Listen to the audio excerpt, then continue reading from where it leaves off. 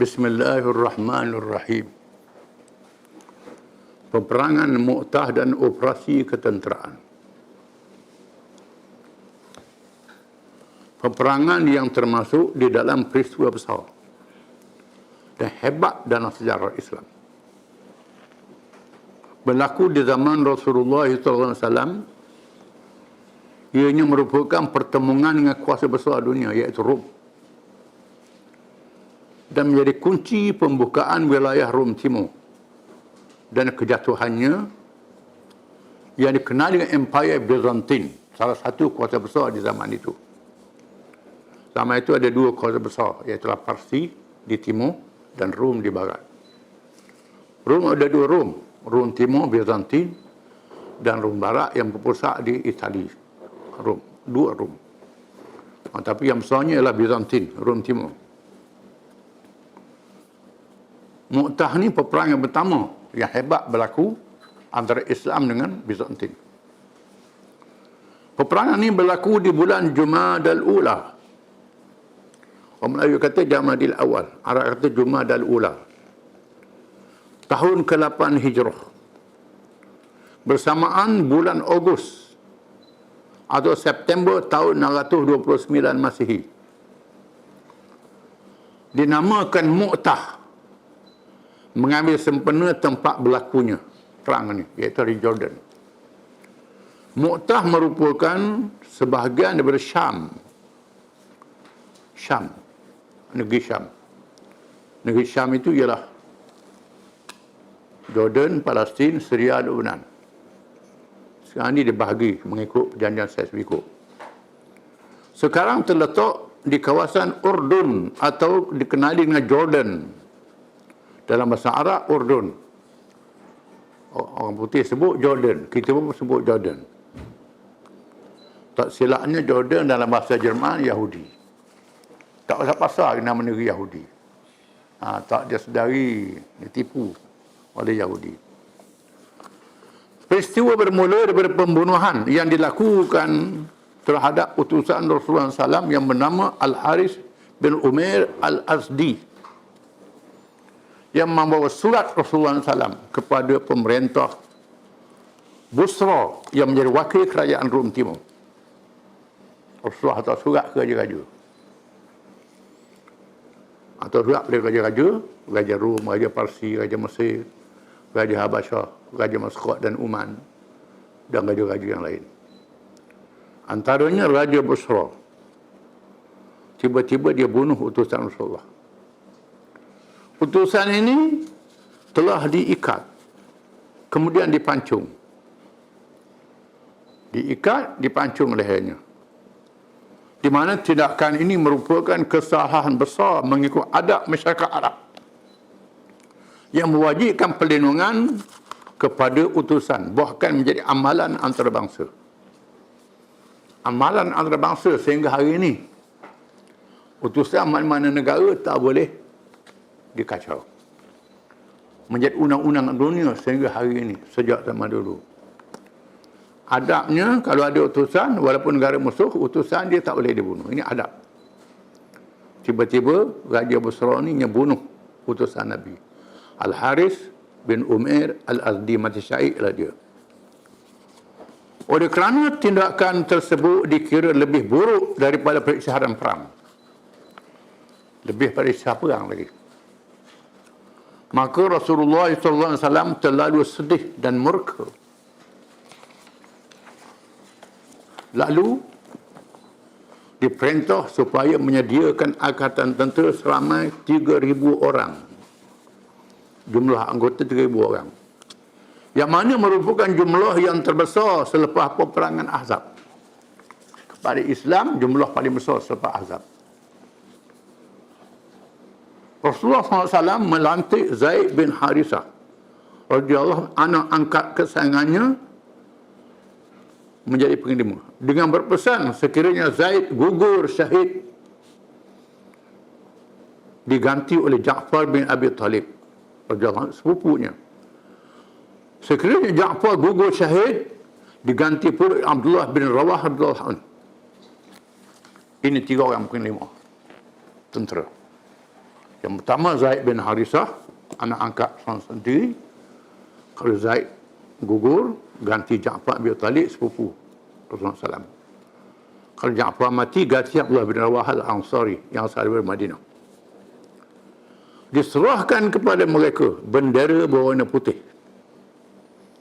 Mereka diperintah supaya bertindak ke atas pembunuhan Al-Haris. Diperintah supaya menyerang terhadap raja dan rakyat yang membunuh utusan Nabi Al-Haris radhiyallahu anhu. Terlebih dahulu mereka musuh perlu diajak menganut Islam. Kalau tidak, dia serang dan memohon pertolongan Allah. Adabnya ialah bila siapa ajak masuk Islam dulu. Kalau masuk Islam, selamat. Dosa-dosa zaman dulu, yang dulu dia ampun oleh Allah. Molek, baik. Ajak masuk Islam. Tak masuk Islam, perang. Sabda Rasulullah SAW kepada mereka, Rasulullah SAW bersabda kepada mereka, "Ughzu bismillah fi sabilillah man kafara billah la taghdiru wa la tughayyiru wa la taqtulu walida wala imra'atan wala kabiran faniya wala mun'azilan bisawma'ah wala taqta'u nakhlan wala syajarah wala tahdimu bina'a." Ini pesanan Nabi. Berperanglah dengan nama Allah pada jalan Allah terhadap sesiapa yang kufur terhadap Allah. Jangan mengkhianati perjanjian. Kalau buat perjanjian, jangan khianat perjanjian itu. Jangan memindanya untuk mengkhianati perjanjian. Jangan pindah kalau ada perjanjian. Kita setia dengan janji kita. Jangan membunuh kanak-kanak, kaum wanita, orang perempuan, orang tua dan orang yang mengasingkan diri di gereja, padri-padri tak boleh dibunuh. Yang kacau gereja dia, yang kacau. Jangan menebang pokok tamar dan membinasakan tanaman, dan jangan merobohkan bangunan. Ini adab perang dalam Islam. Hadis ini adalah adab perang dalam Islam. Termasuk dalam ilmu fiqh. Semayang ada fiqh, wudu, mandi ada fiqh, puasa ada fiqh, haji ada fiqh, harta ada fiqh, berniaga ada fiqh, perang pun ada fiqh. Ilmu Islam berkait dengan fiqh supaya memahami cara amalan dilakukan. Pesanan yang merupakan hukum di dalam peperangan supaya tidak bertindak zalim sehingga mereka yang tidak terlibat dengan peperangan dan harta benda mereka menjadi mangsa. Jangan orang terlibat dengan perang jadi mangsa. Perintah ini merupakan pelaksanaan perintah Allah di dalam Quran. Ini ayat Quran. Menafsirkan ayat Quran. Wa qatilu fi sabilillahi alladhina yuqatilunakum wa la ta'tadu innallaha la yuhibbul mu'tadin. Surah Al-Baqarah ayat 190. Artinya, dan berperanglah kamu pada jalan Allah akan orang-orang yang memerangi kamu, dan janganlah kamu melampaui batas. Sesungguhnya Allah tidak mengasihi orang-orang yang melampaui batas. Ingat, perang-peranglah tapi jangan melampau. Hari ini banyak orang suka jihad tak tahu kahla. Jihad tak tahu kahla ni macamlah juga semayang tak tahu kahla. Tak ada pasal-pasal. Tak kena cara semayang, semayang tak sah. Tak kena cara puasa, puasa tak sah. Tak kena cara jihad, jihad tak sah. Pakai gigi rangguk gitu je. Banyak semangat tinggi ni. Gigi tidak fiqh, tidak memahami hukum-hukum dia. Islam mendahului undang-undang antarabangsa di zaman moden, iaitu mendahului piagam Geneva dan piagam bangsa-bangsa bersatu. Hari ini terkenal dengan piagam Geneva, undang-undang antarabangsa, piagam bangsa bersatu, yang dibuat di awal abad yang lalu. Islam 1000 tahun mendahului Piagam Geneva. 1000 tahun mendahului undang-undang antarabangsa yang ada pada hari ini. Islam mengakui peperangan untuk menentang kezaliman, mempertahankan Islam, tanah air, negara, penganut dan pendakwah yang diganggu atau diceroboh dengan adab-adab yang diwajibkan mengikut hukum syarak.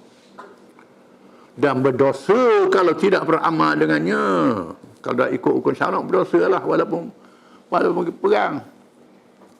Semayang awak kira tak betul tengah semayang. Bukan boleh pahala, boleh dosa. Maka Islam tidak melakukan sewenang-wenang di dalam peperangan. Seperti yang berlaku dalam peperangan dunia moden dan dikatakan bertamadun ini. Zaman sekarang kalau berperang, habis senjata pemusnah. Tak kata apa dia, manusia menatang. Orang tak terlibat, semua kena. Ini berdosa mengikut Islam, tak boleh. Di mana undang-undang antarabangsa dan segala perjanjian tidak dihormati, terutama oleh negara-negara besar dan kuat. Negara besar, negara kuat tak hormat undang-undang yang dibuat sendiri, yang lebih bersifat angkuh terhadap segala undang-undang dan perjanjian. Undang-undang dan resolusi antarabangsa hanya digubal untuk negara-negara kecil dan lemah sahaja. Sama dengan undang-undang rimba, undang-undang hutan di kalangan binatang. Macam undang-undang binatang yang ada pada hari ini. Singa, rimau, gajah boleh bunuh. Siapa-siapa dia nak bunuh. Tak kena apa dia hak kecil. Undang-undang untuk hak kecil saja. Untuk orang besar tak ada guna undang-undang. Contoh tergini ialah Amerika yang telah mengecualikan bala tenteranya daripada diseret ke mahkamah antarabangsa kalau melakukan jenayah perang. Amerika tak ada tandangi perjanjian yang berkait dengan jenayah perang. Askar dia buat salah, tak boleh bawa ke mahkamah antarabangsa. Ni. Islam tak begitu. Islam tetap mewajibkan adab sopan di dalam peperangan, walaupun ketika di dalam keadaan paling kuat dan menang. Walaupun Islam menang, Islam kuat, hukum mesti ikut. Kalau tak ikut hukum, berdosa. Berdosa bukan dunia saja, berdosa dari akhirat. Islam adalah agama Allah yang maha berkuasa. Tidak boleh dikalahkan walaupun tanah air dan umatnya dijajah. Ini hebatnya Islam. Walaupun hari ini tanah air orang Islam dijajah, umat dia dijajah, tapi Islam tak boleh kalah. Iman yang ada dalam diri pendukungnya tidak boleh dipadamkan sebagaimana mereka tidak boleh memadamkan matahari dan bulan. Musim dan bencana alam yang ditentukan oleh Allah, sebagaimana peraturan alam, tidak ada kuasa besar yang boleh hapuskan. Contohnya matahari dan bulan. Tak ada kuasa besar dunia yang boleh halih matahari bulan ikut kehendak dia. Nak pecah matahari bulan, nak cabut, tak ada kuasa besar yang boleh. Musim-musim tak boleh, bencana alam. Contohnya COVID yang berlaku pada hari ini. Negara besar pada teruk kena. Tak boleh lawan Allah Ta'ala. Islam juga adalah daripada Allah. Maka kebangkitan Islam yang maksa jihad secara bersenjata wajib mematuhi perintah Allah dan Rasulnya SAW yang mengharamkan perbuatan melampau. Oleh kerana itu, kita orang Islam mesti ikut hukum kita, syariat kita. Berperang sekalipun jangan melampau. Walaupun orang ceroboh negeri kita, jangan melampau. Orang buat zalim pada kita, jangan melampau. Disebut dalam Quran. Wala jilmannakum san'anu qaumin alla ta'dilu i'dilu aqrabu taqwa. Jangan dengan sebab kamu bermusuh dengan suatu kaum, kamu tak berlaku adil. Berlaku adil lah, walaupun terhadap musuh. Adil lebih hampir pada takwa. Setelah pada tentera Islam itu diucapkan selamat jalan, pada tentera Nabi bentuk tadi, dipukuli Ja'far oleh Zaid, Ja'far dan Rawahah, diucapkan selamat jalan. Mereka bergerak menuju ke arah utara. yang menjadi sasaran serangan yang diarahkan. Apabila mereka sampai di Ma'an, yang termasuk dalam wilayah Syam, yang terletak di utara Hijaz, tiba-tiba mereka mendapat maklumat bahawa tentera Rom berjumlah 100,000 sedang berada di Ma'an. Disertai oleh 100,000 tentera dalam kalangan kabilah Lakham, Juzam, Balqin, Bahra, Bali. Jadi 200,000 tentera musuh. Maka jumlah musuh menjadi seramai 200,000. Ini menjadi masalah besar dan sangat berbahaya. Bagaimana tentera yang jumlah hanya 3,000? Tentera Islam 3,000 saja. Musuh 200,000. Bagaimana? Menghadapi tentera yang berlipat kali ganda. Kedudukan yang sangat tidak seimbang mengikut perhitungan jumlah. Berapa kali ganda?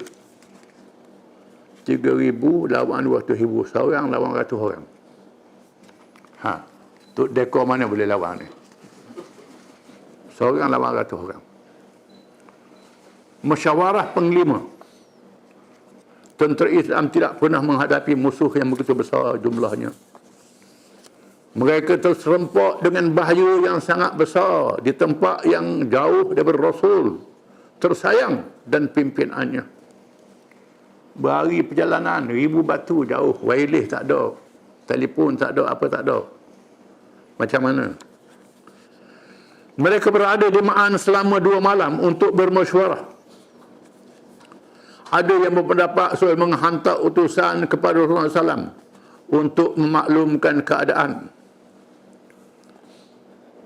Maka terserah kepadanya sama ada menghantar bantuan atau tidak.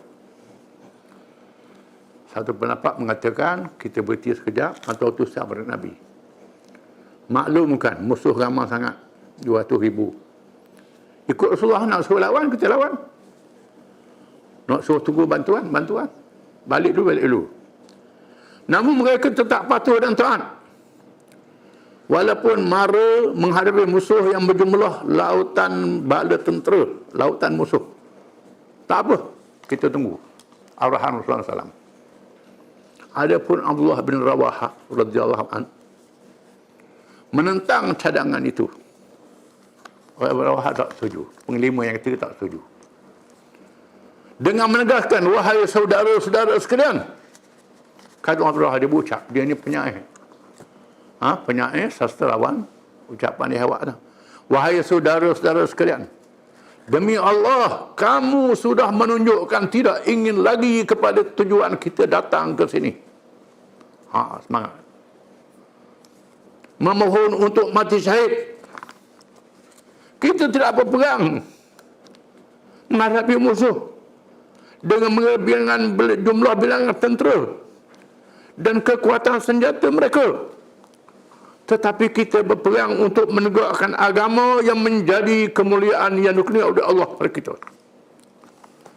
Teruskan perjuangan menghadapi musuh di hadapan salah satu dari 2 yang terbaik. Sama ada menang dengan mengalahkan musuh atau mati syahid, kata dia. Ucapan dia. Ucapan berkobar-kobar Allah bin Rawahah membangkitkan semangat berperang bagi menghadapi lautan musuh. Mereka terus bergerak ke daerah Balqa. Akhirnya ucapan mempengaruhi tentera Islam, kita lawan. Walaupun jumlah kita 3,000 saja. Mereka bergerak ke daerah Balqa di mana musuh sedang berada di situ. Di kampung bernama Masyarif. Tentera telah berhimpun di Mu'tah. Mereka menyusun pasukan dan strategi.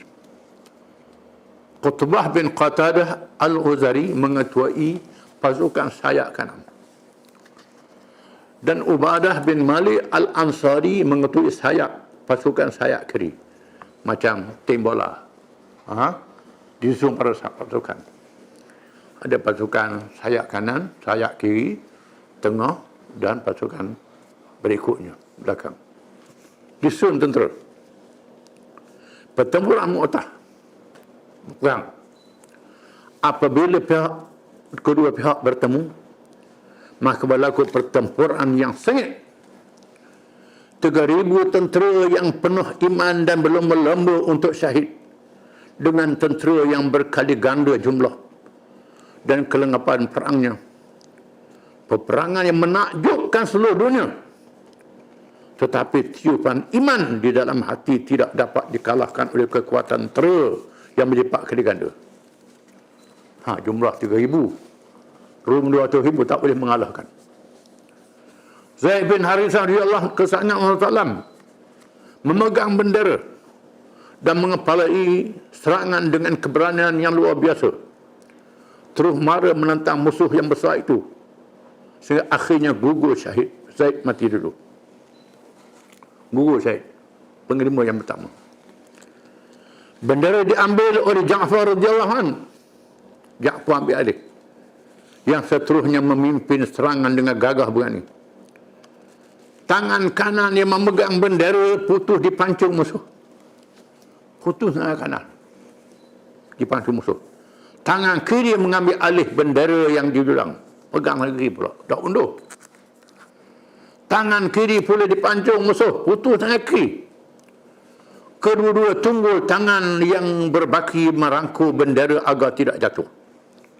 Pakai dengan tunggul tangan. Tak ada tangan dah. Akhirnya jasad boleh dipancung musuh. Jasad dipancung, maka Ja'far gugur syahid dengan mendapat kurnia 2 sayap dalam syurga. Nabi sebut ni. 2 sayap dalam syurga. Abdullah bin Rawahah pula mengambil alih bendera dari Ja'far yang syahid dan meneruskan pertempuran. Akhirnya Abdullah bin Rawahah juga gugur syahid. Maka kesemua 3 penglima yang ditentukan oleh Rasulullah SAW gugur syahid. 3 penglima gugur. Siapa dia nak kaki? Kemunculan pedang Allah.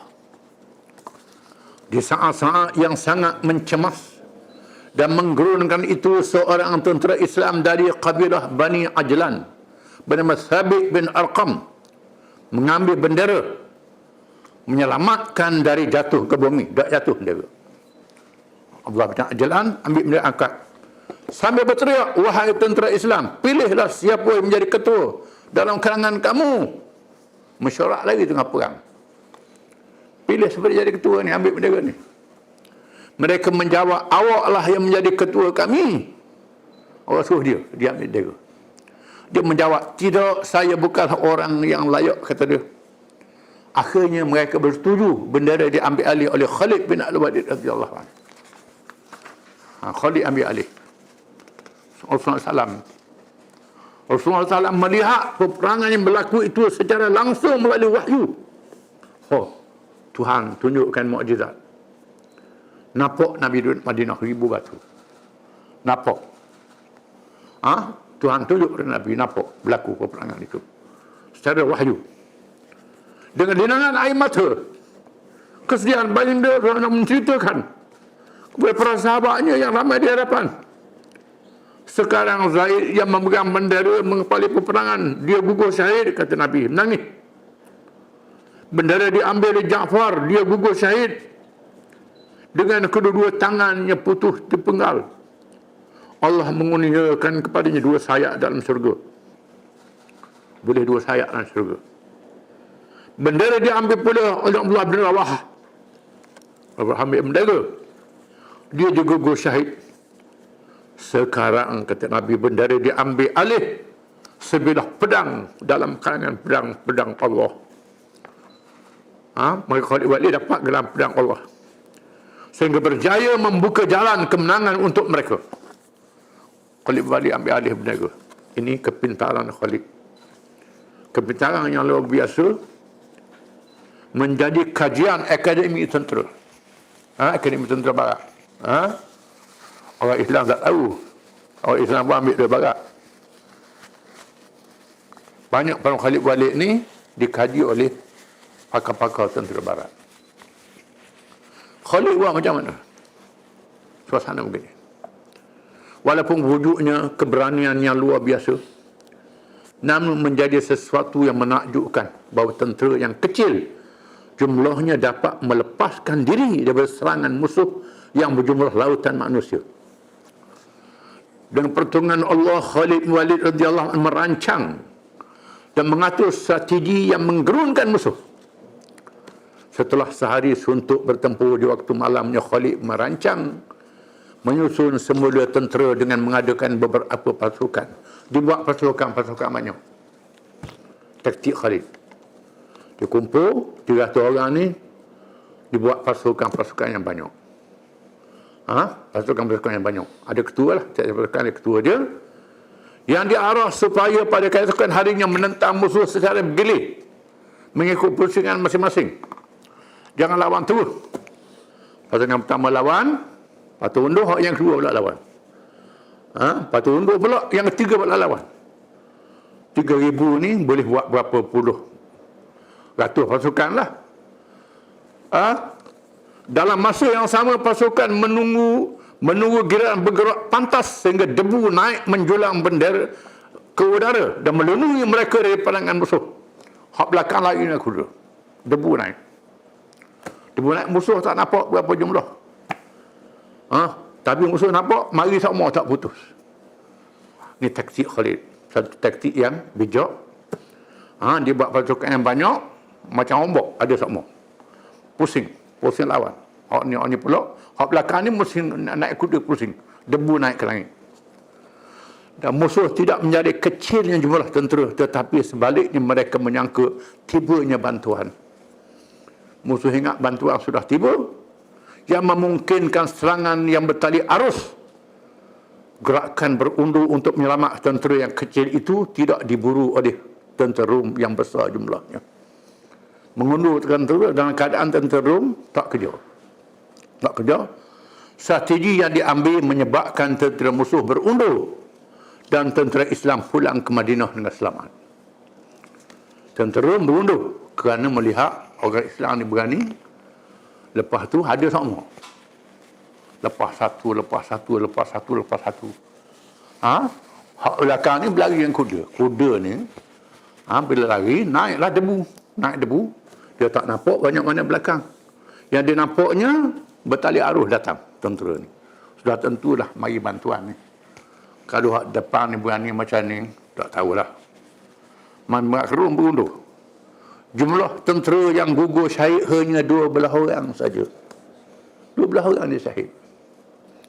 3 penghormatan ada kubur di Mu'tah sampai sekarang. Adapun tentera musuh mengalami korban yang besar. Tentera amat mati. Keberanian dan kepintaran perkasaan tentera Islam yang lahir berkeimanan yang kuat merupakan kekuatan rohani yang tidak mampu dikalahkan oleh seluruh kekuatan ketenteraan yang ada di bumi ini. Sangat menggerunkan tentera sehingga memaksa mereka tidak memburu tentera yang berundur. Walaupun berundur ketika menghadapi musuh, termasuk dalam dosa besar. Mengikut hukum syarak, bila berlawan dengan musuh tak boleh undur. Undur takut, undur lari, menyerah kalah. Undur menyerah kalah dosa besar. Sebab itu orang Islam tak boleh jadi pelarian. Orang Islam jadi berhijrah. Hijrah lain, pelarian lain. Pelarian ni menyerah kalah. Hijrah tak menyerah kalah. Ini beza. Hijrah lain, pelarian lain. Kena faham. Tetapi pengurusan yang bersifat strategi dan merancang semula perjuangan dan kemarahan. Bukannya menyerah kalah dikecualikan oleh Allah berundur. Bahkan dikira langkah terbaik bagi mengalahkan musuh. Dosa besar ialah berundur kerana melarikan diri dan memberi kemenangan pada musuh. Menandakan kelemahan iman dan tidak meyakini janji Allah. Undur lari ini tak percaya pada pertolongan Allah. Allah berfirman, Ya ayyuhalladzina amanu idza laqitumul ladzina kafaru zahfan fala tuwalluhumul adbar.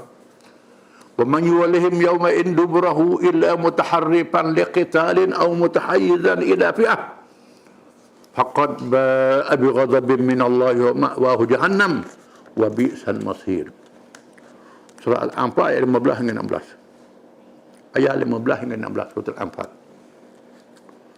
Maknanya, wahai orang-orang yang beriman, apabila kamu bertemu dengan orang-orang yang kafir yang sedang mara menyerang, maka janganlah kamu berundur dari menentang mereka. Dan sesiapa yang berundur menentang mereka pada ketika itu, kecuali bergerak ke arah lain untuk tipu maslahat peperangan, tak apa. Atau hendak bergabung dengan pasukan yang lain, tak apa. Sesungguhnya orang yang berundur tanpa sebab yang diizinkan itu tetaplah mendapat kemurkaan Allah, tempatnya neraka jahanam. Ialah seburuk-buruk tempat kembali. Kalau undur kerana lari, undur kerana nak selamatkan diri, bukan nak selamatkan agama, nak selamatkan diri, dosa besar. Kalau tak bertaubat, dosa besar. Masuk neraka jahanam. Kecuali undur taktik, undur strategi, itu tak ada salah. Cintakan syahid. Wallahu a'lam.